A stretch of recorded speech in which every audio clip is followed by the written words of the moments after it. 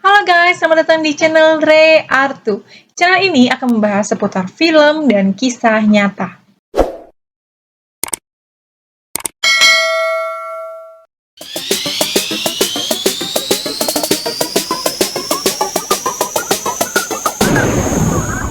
Kalian setuju kan kalau seorang suami itu memang mempunyai kewajiban untuk melindungi dan menjaga istrinya? Tapi nih, baru-baru ini ada kasus yang terjadi di daerah Cianjur. Seorang suami tega untuk menyiramkan air keras ke istrinya sendiri, guys. Mau tahu gimana cerita selengkapnya? Terus tonton video ini ya, guys. Sebelum kita masuk ke pokok pembahasan ceritanya, boleh tolong bantu channel ini dengan cara klik subscribe ya, guys. Share, like, dan juga jangan lupa diklik juga loncengnya guys, supaya setiap kali aku keluarin video-video terbaru, kalian jadi orang nomor 1 yang tahu guys. Oke, thank you ya guys, dan kita langsung aja masuk ke dalam pokok ceritanya. Jadi, kasus ini berawal dari Kampung Munjul, Desa Sukamaju, Kecamatan Cianjur, Jawa Barat. Seorang wanita cantik bernama Sarah Sesa berusia 21 tahun, keturunan Arab dan juga Sunda. Kalian udah bisa ngebayangin dong gimana cantiknya seorang Sarah Sesa. Dan untuk kalian yang penasaran, gimana caranya Sarah Sesa ini punya darah keturunan Arab? Jadi, ibunya yang bernama Erawati ini pernah bekerja sebagai tenaga kerja wanita di Arab Saudi. Di sanalah dia bertemu dengan ayahnya Sarah Sesa yang bekerja sebagai tentara dan merupakan warga negara Arab Saudi asli, guys. Setelah ayahnya Sarah Sesa ini meninggal, singkat cerita, ibunya Erawati ini memutuskan untuk kembali ke Indonesia dengan membawa Sarah Sesa beserta dia, guys. Akhirnya mereka tinggallah di Cianjur yang merupakan kampung halaman sang ibu.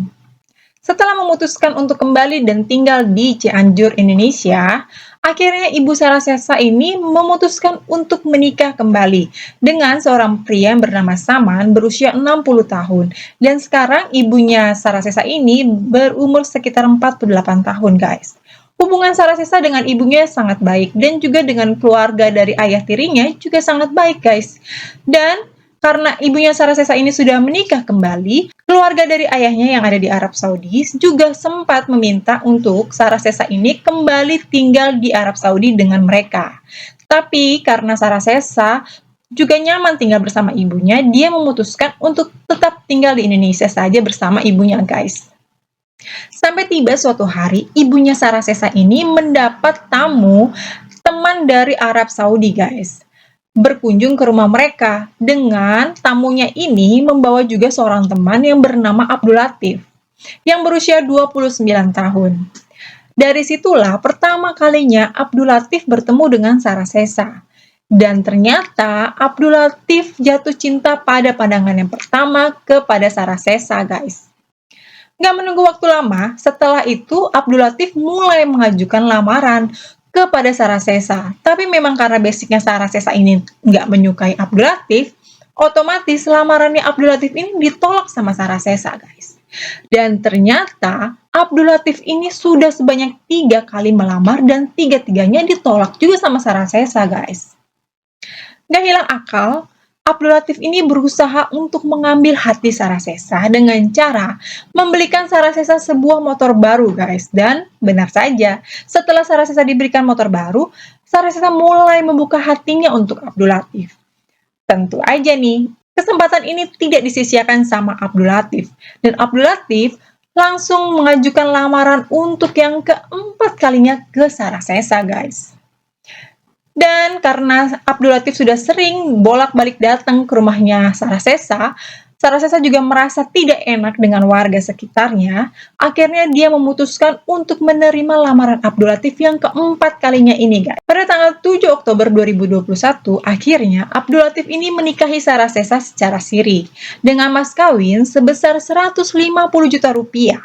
Bukan cuma itu aja, guys, tapi Abdul Latif juga berjanji akan memberikan Sarah Sesa mobil, villa, dan juga restoran. Dan dia berjanji jika sampai dia belum menepati janjinya dan sudah menjatuhkan talak kepada Sarah Sesa, dia bersedia untuk membayar senilai 1 miliar rupiah kepada Sarah Sesa.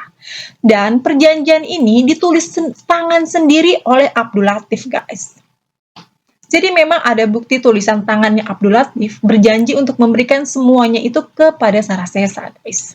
Diketahui bahwa Abdul Latif sendiri sudah tinggal di Indonesia selama 6 tahun, guys, dan bekerja sebagai pembeli kayu gaharu untuk kemudian dia jual lagi di Arab Saudi, guys. Di awal-awal pernikahan mereka, menurut keterangan keluarga, semuanya berjalan dengan baik. Nggak ada yang aneh-aneh. Pokoknya Abdul Latif ya orangnya baik-baik aja.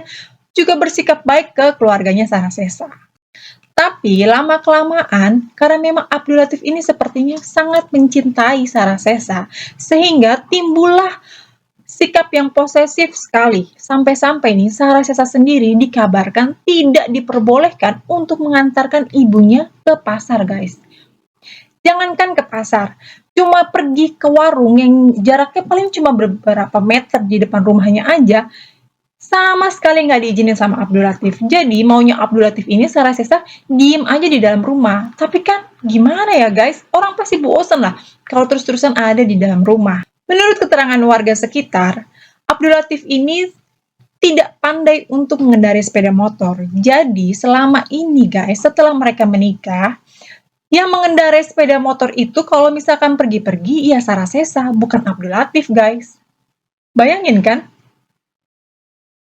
Kayaknya Abdul Latif kurang gentle ya, sampai dia yang dibonceng di belakang. Abdul Latif nih, kalau menurut aku kalah gentle sama anak durhaka yang jual genteng punya ibunya. Kalian udah nonton belum video aku tentang anak durhaka? Karena ini anak berani bicara bahwa berani berbuat, berani untuk bertanggung jawab. Abdul Latif kayaknya kalah nih guys sama anak durhaka ini. Kalian nonton ya video aku, nanti aku akan kasih linknya di bawah ini. Bukan cuman nggak pandai untuk menyetir motor. Jadi, sudah beberapa kali Abdul Latif ini bermasalah dengan warga sekitarnya mengenai dia parkir mobil, guys. Abdul Latif juga kalau misalkan parkir mobil, dia parkir mobil seenak-enaknya dia aja, sehingga mengganggu orang lain untuk lewat. Warga juga sudah beberapa kali memperingati si Abdul Latif ini, tapi Abdul Latif ya iya-iya aja. Karena Abdul Latif sendiri tidak bisa berbahasa Indonesia dan hanya bisa menggunakan bahasa Arab dan juga bahasa Inggris. Sampai suatu hari, seorang warga yang bisa bahasa Inggris memberitahukan Abdul Latif bahwa jangan lagi parkir mobil sembarangan supaya orang lain bisa lewat. Dan Abdul Latif ya mangguk-mangguk aja. Berarti dia ngerti dong ya guys. Tapi ya nggak gitu kelakuannya. Karena parkir mobil yang ngawur dan sembarangan ini diulang dia lagi dan lagi guys. Nggak ngerti juga ya mau bilang apa lagi dong. Sampai nih warga sekitar bilang udah capek hati deh kasih tahu si Abdul Latif ini. Karena setiap kali dikasih tahu ya dia selalu ngulangin lagi. Sampailah pada hari Minggu tanggal 21 November 2021, di mana Abdul Latif dan Sarasesa ini cekcok hebat guys. Sampai-sampai nih Abdul Latif menjedotkan kepalanya Sarasesa itu ke tembok dan sampai berdarah. Dan bukan cuma itu aja guys. Sarasesa sendiri disiram sama Abdul Latif dengan air keras. Jadi sekujur tubuhnya Sarasesa ini terkena air keras guys. Dan akhirnya Sarasesa keluarlah dari dalam rumah sampai ke teras dan terjatuh di teras. Saat terjatuh di teras inilah Sarasesa kemudian meminta pertolongan warga sekitar. Satu persatu warga sekitar mulai datang ke rumah Sarasesa termasuk ketua RT setempat yang bernama Endang Sulaiman. Menurut penuturan Pak RW setempat mengatakan bahwa saat Pak RW datang ke rumahnya Sarasesa, Sarasesa sendiri ini masih sadar guys dan masih bisa meminta tolong untuk Pak RW-nya masuk ke dalam rumahnya untuk mengambilkan handphone yang sedang dia cas di samping televisi. Dan ketika Pak RW masuk ke dalam rumahnya untuk mengambil handphone, Pak RW-nya bilang kalau handphone tersebut sudah tidak ada guys. Dan Sarasesa sempat menjawab Pak RW dan dia bilang bahwa kemungkinan suaminya sudah membawa handphonenya juga guys.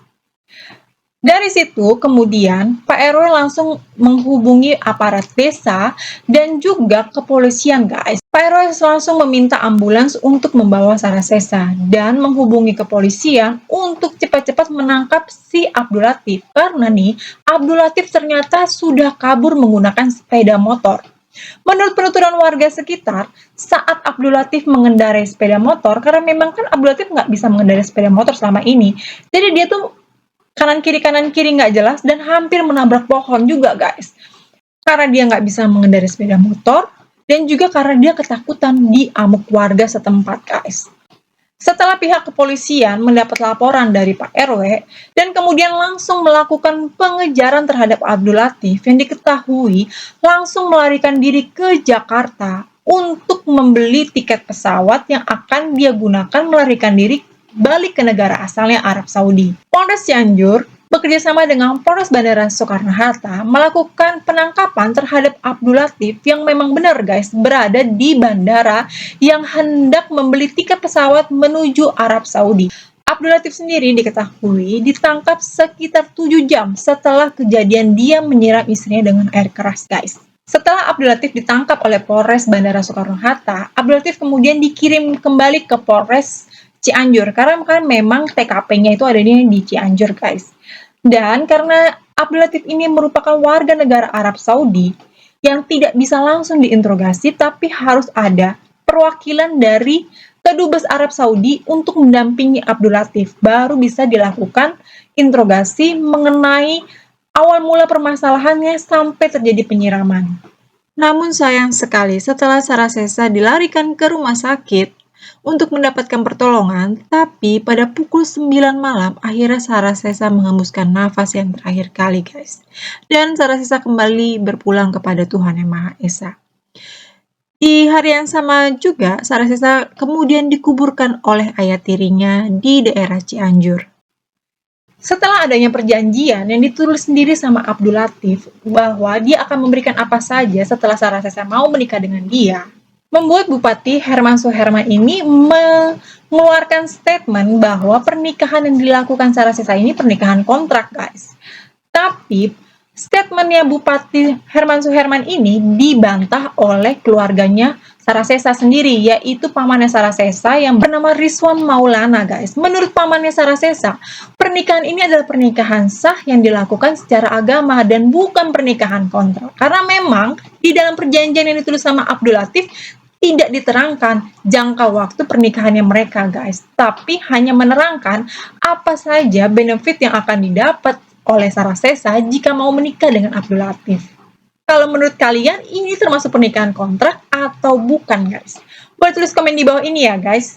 Dari kasus Sarasesa ini dapat menjadi pelajaran untuk kita semua untuk melakukan pernikahan bukan hanya berdasarkan materi, tapi juga harus berdasarkan cinta guys. Karena menurut aku pribadi nih, cinta ini yang akan membuat sebuah pasangan bisa saling mengerti, bisa saling menerima kekurangan, dan bisa menghadapi cobaan-cobaan yang akan mereka dapati di dalam pernikahan. Untuk kalian yang setuju, ataupun untuk kalian yang mungkin gak setuju dengan pendapat aku, boleh tulis komen di bawah ya guys. Oke, sekian dulu video kali ini, dan sampai jumpa di video selanjutnya.